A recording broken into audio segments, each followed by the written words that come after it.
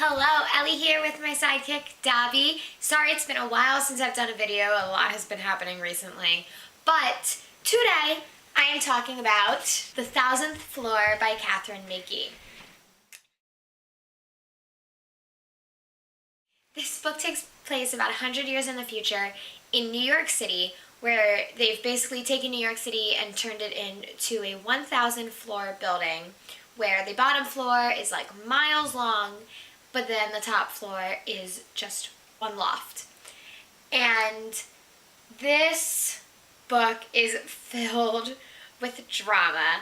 I could not stop talking about it. I actually kept running to the person that works next door to me's room and talking about all of the drama in this book and how intense it was, and I just would not shut up.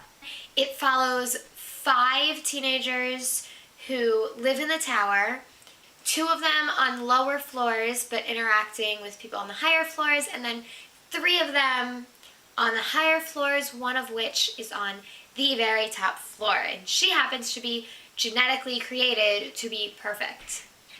Like, they took her parents' genes and found the one combination that would make like the perfect human being, and that's her. This book is definitely a lot of fun. It is full of drama. It's basically a soap opera in a book.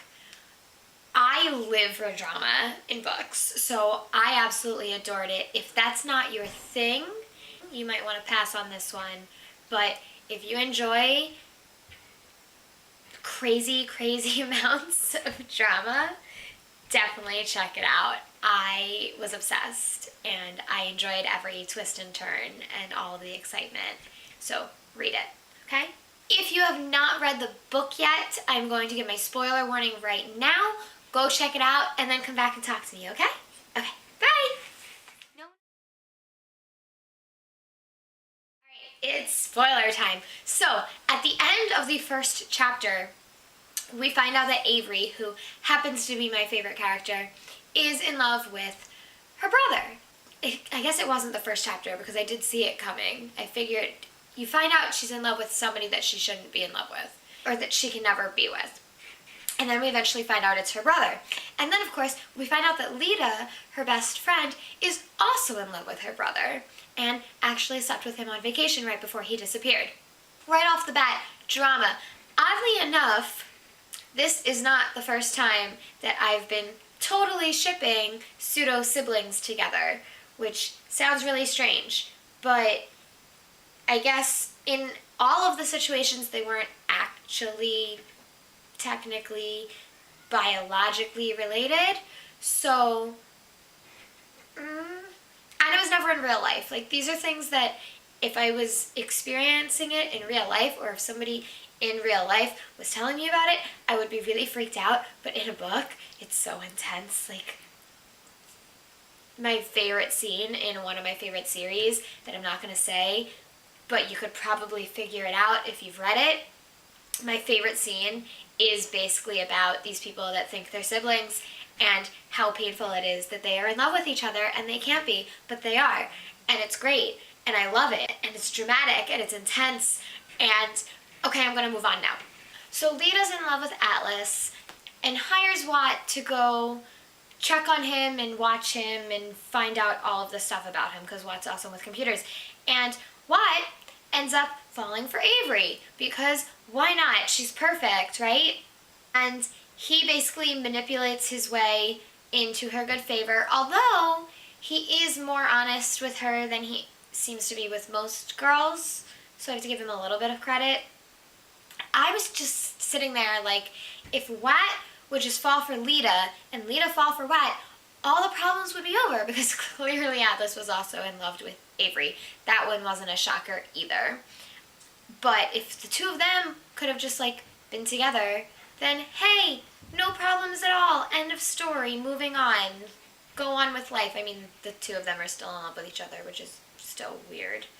But they were gonna run away, so nobody would know, I guess. Maybe. It's still weird, isn't it? Yeah, it's still weird. Anyway, I want to talk about the day after that moment on the roof when Atlas kisses Avery and she doesn't react. She just stands there frozen because she's scared that any movement will scare him away. And then the next day, she's freaking out that he's not saying anything or asking any questions about the kiss. And I'm sitting there like, you're an idiot. You didn't react. He thought you're freaking out that he kissed you. Of course he's going to act like it never happened or it didn't mean anything. He thinks that's what you want. Anyway, I'm not going to get into too much of this because it's been a while since I read it, honestly.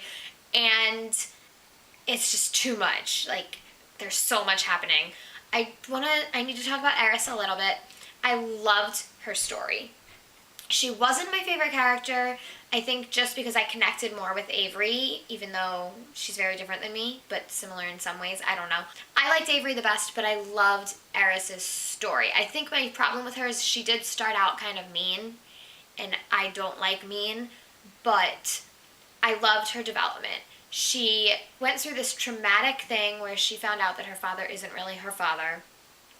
And not only that, but a kind of friend, Lita, who she never actually really got along with because they were both kind of fighting over Avery unofficially. She finds out that she's her half-sister, but Lita doesn't know. And not only that, but her father is like, oh yeah, sure, I'll be a part of your life. Just kidding.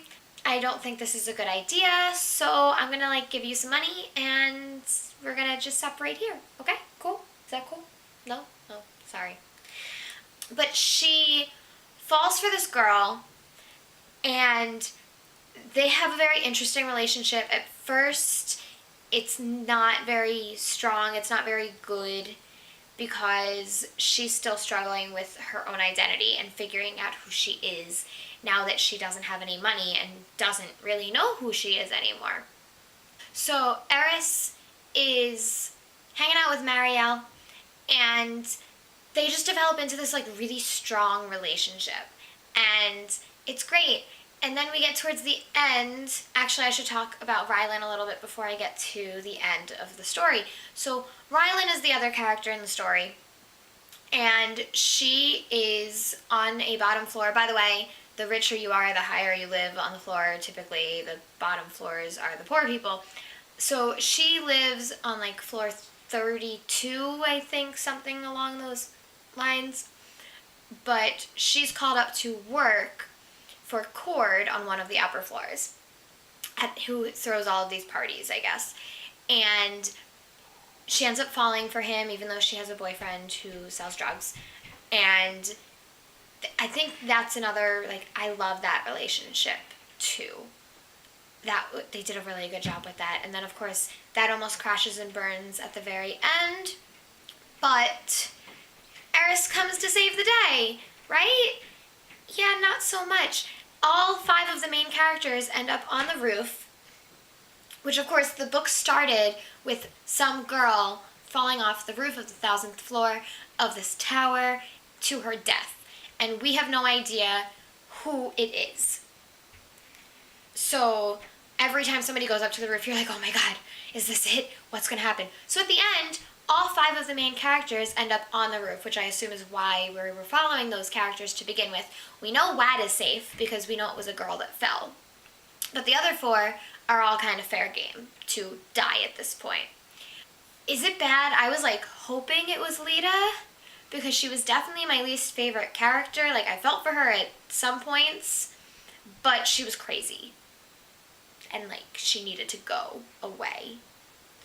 But she's there, and I kind of saw it coming who it was because Eris was the only person happy at this point. She just got the call from Marielle that they were going to try again, and then she was determined to like make Cord's life better too by helping with Rylan. So she goes off and she follows her up, and everything's going to be great. And then she somehow ends up fighting with Lita and ends up accidentally getting pushed off the top floor of this tower and falling to her death. Now, I'm sure everything's going to come out about her real father and all of that, and people are going to be like, oh, That's why she jumped, because her life had fallen apart and her father had just disowned her and all of this stuff sucked. Meanwhile, Marielle, who I'm sure is going to be a main character in the next book, is going to be sitting there like, no, girl was happy. Like, girl was actually really happy for a moment there. And Cord will probably be there also saying that. I wonder if Cord's going to be a main character in the next one. I don't know. I have a feeling it's going to follow the same 4 that are still alive, plus Marielle. But it might change it up. They might have Cord as a main character. That would be cool, because he has some information about this, too. I wonder, what if they switch it? Like, what if it's Marielle, Cord instead of Rylan, Atlas, and then I'm not sure which of the others would still be there, or if it would be other people. I don't know. I have no idea, but I'm definitely going to read it, because the series is intense, and I really want Atlas and Avery to be happy, but I don't know if they can at this point, because there's drama, and at the end of that book, they, like, could barely even look at each other because of stuff that happened. So, anyway, that is it. I'm hoping to have 2 videos this week, because I'm like 2 weeks behind in making my videos, and I'm sorry, but I've been busy. But I'll talk more about that at the end of the month, I think, and I will see you next time. Bye!